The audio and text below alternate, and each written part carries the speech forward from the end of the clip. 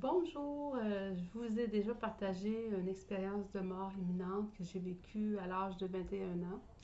J'ai vécu une deuxième expérience de mort imminente à l'âge de 14 ans. Elle était beaucoup plus courte, celle-là. Et puis, comme je vois l'intérêt des gens par rapport aux expériences de mort imminente, j'ai décidé de vous partager celle-ci aussi. Elle était beaucoup plus difficile pour moi parce que c'est suite à une tentative de suicide, suite à des événements de ma vie. J'ai vécu de la violence physique et verbale dans mon enfance qui m'a amené à vouloir m'enlever la vie.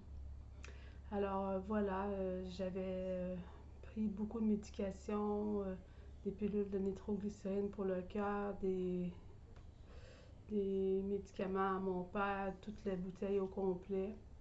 Et puis, je me suis endormie pratiquement tout de suite. Et puis, voilà ce que j'ai vécu comme expérience. C'était... je me suis retrouvée tout de suite. J'ai pas vu de décorporation, rien. Je me suis retrouvée instantanément dans un trou noir. Je voyais absolument rien. C'était la noirceur totale. J'entendais des gens gémir, pleurer. Je savais que c'était d'autres personnes qui venaient de se suicider.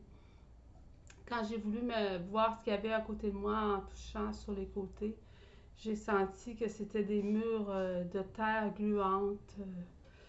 Et puis là, j'ai crié de toute mon âme, de toutes mes forces. Mon Dieu, pourquoi tu m'as abandonné? Parce que moi, j'avais fait ça pour lui, pour aller le retrouver. Et puis là, j'ai vu instantanément une lumière apparaître au-dessus de moi. Et puis une lumière blanche.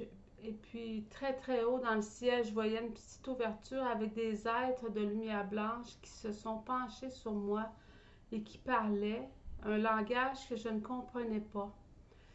À ce moment-là, ils ont tendu les mains vers moi. J'ai ressenti beaucoup d'amour et de compassion. Ils ont tendu les mains vers moi et je me suis sentie tranquillement soulevée vers eux.